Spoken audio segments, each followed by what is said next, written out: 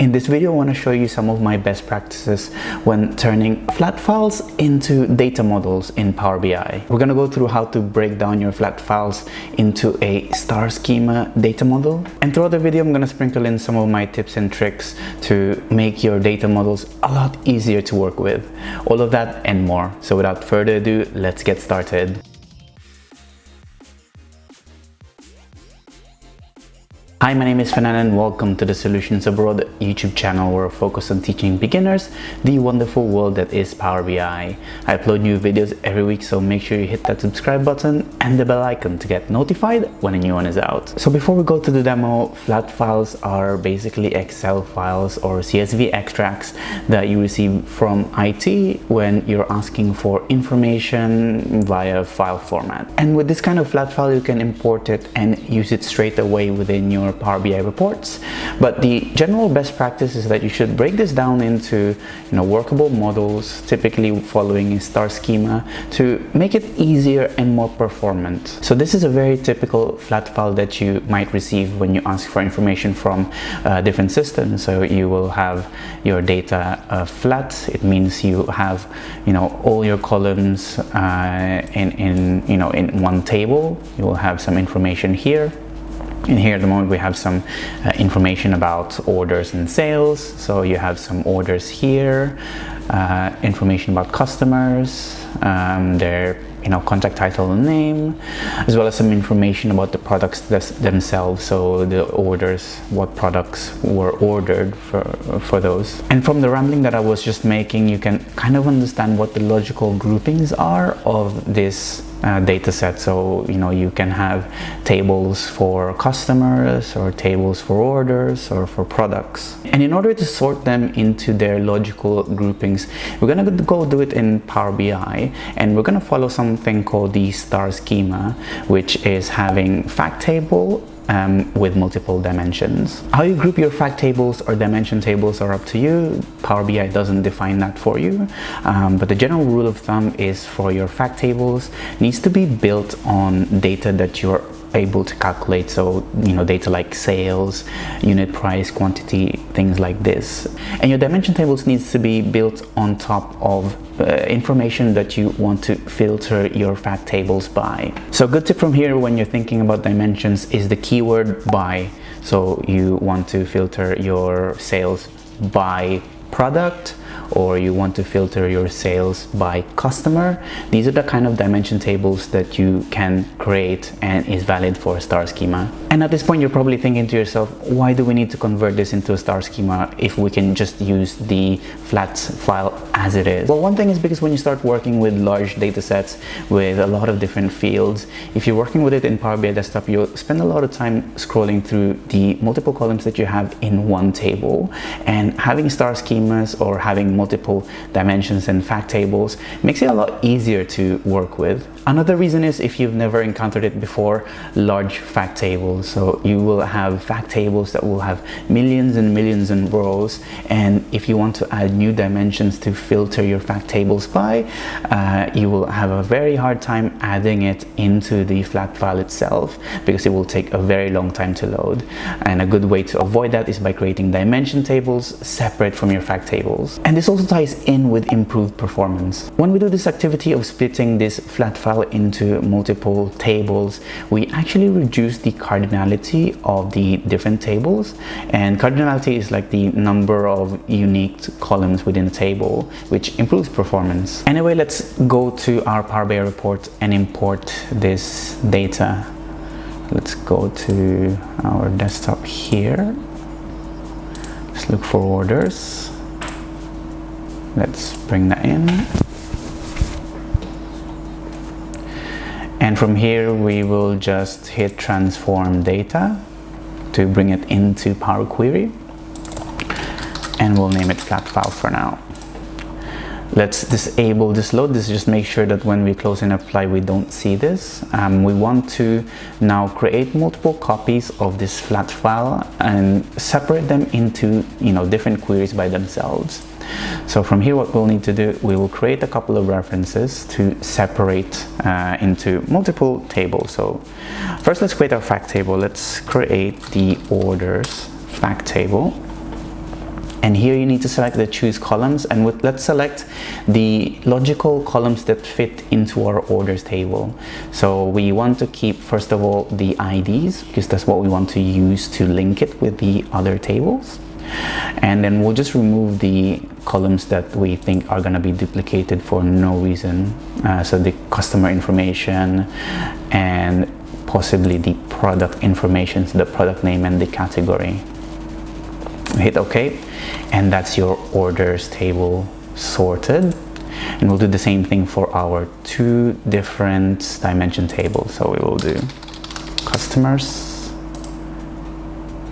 and then we will do products. Again, choose columns, and for customers, the only thing we need to bear in mind is bring in the customer information as well as the customer ID. This is the key that you want to use when you're creating the relationship between the orders and this customers table. Same thing with the products. Let's go to choose columns and select the product ID, and then we'll select the product information. So for your dimensions tables, because we don't need the duplicate values here because it's still showing the cardinality of the orders here, we can just remove the duplicates on the customer IDs and the products as well. Remove duplicates.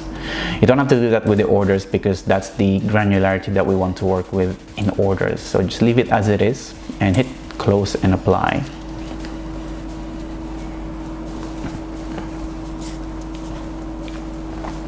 So now that that's loaded into our data model, let's go back to our model here, and you'll see that it's already created us a relationship that is detected between these three tables. So you can see the orders table is our fact table in the middle, which has, the information that we want to calculate by, and then we have the customers and the products what we want to use to slice and filter our informations by. So because we're in this view already, one of the tips that I can give you is to hide unnecessary columns into the data view. That makes sure that when somebody uses your data model to create reports, they don't see columns that they shouldn't be using in the first place. So a good thing from here, for example, from the orders would be the customer ID, because you don't use that typically for your reportings. You can do it one by one, but actually you can also do control select to select multiple items within your table. So let's select, let's say, product ID, and let's do the order ID as well. And the hiding, just make sure that in the report view you don't see them here as an option, but that doesn't mean that you can't use them for your DAX calculations. It just hides them from the report view here. Let's do the same thing for the customers. So let's hide the customer ID here and the product ID here. One other thing that I typically do when I have some time intelligence here, we can see some dates here, multiple date columns in the fact table, is to create a calendar table. A calendar table allows you to control all time intelligence calculations for your data model into a singular table. I have a video that covers the calendar table extensively, so check that out if you haven't yet, but I can show you quickly here how to do it. So we will create a new table. We'll create a calendar, and then here we'll type calendar auto. What it does is just generates a list of dates that are based on the dates that you already have in your data model. And then from here we can just add a few new columns that we might want to use. So maybe we want to use year, so we'll create a year column based on the dates, and we'll also, I guess, create a new month,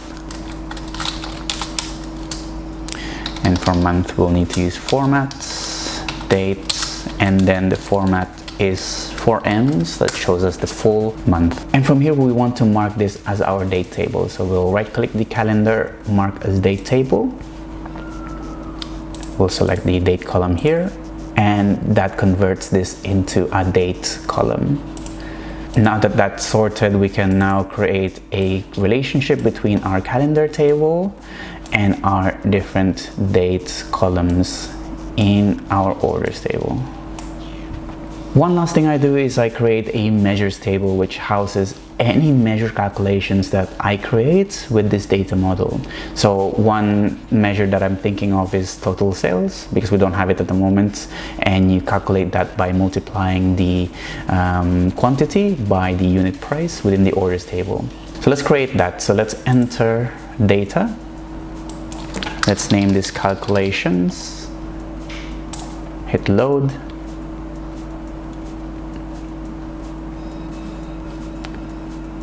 And from our calculations, we'll create a new measure here. So we'll go to the report view and a new measure. We'll type in total sales, sum X.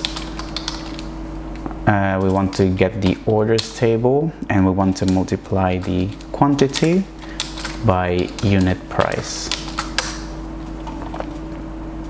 And to convert that into a measures table, you just need to make sure you hide the extra column that we have there, so you'll see that changes the icon into a measures table. If it doesn't work, you just need to click this hide and show pane that changes that into a measures table. And that's really it in terms of converting a flat file into a data model in Power BI. And to show you how easy it is to start working with this kind of data model, let's start working with some analysis here. So let's bring in the total sales as a card, and let's bring in the total sales as a calendar line chart here.